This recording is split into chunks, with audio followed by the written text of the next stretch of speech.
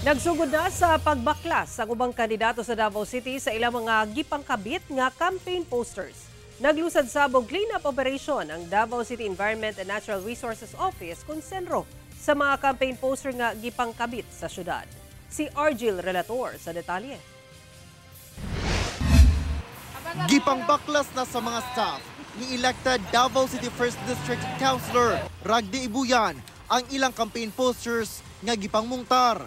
Gawa sa posters sa councilor-elect, giharos na pud pagtanggal ang campaign posters sa mga kaubanan nga kandidatong miyembro sa hugpong sa Tawong Lungsod Party.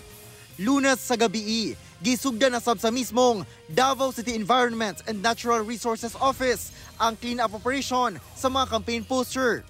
Dalaon kini nila sa recycling facility.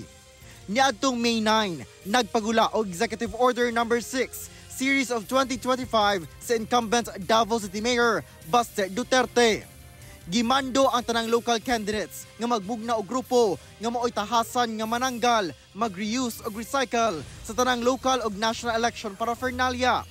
Kinahanglang ipahigayon kini sulod sa tulo ka adlaw gikan May 13 hangtod 15. Dapat i-recycle ang mga election paraphernalia o dili matud pa ipanglabay sa garbage bins o collection points.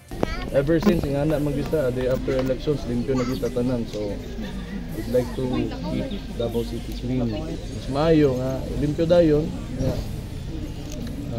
back to normal ta. Ang COMELEC mismo nagpagula og kamanduan nga tanggalo na sa mga kandidato ang ilang mga election posters o paraphernalia.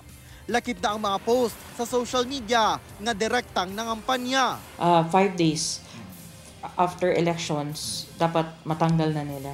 Ang dili mutuman, mamahimong pasakaan sa COMELEC o election offense. Kauban si Melchor Awing sa kamera. Ako si Argil Relator.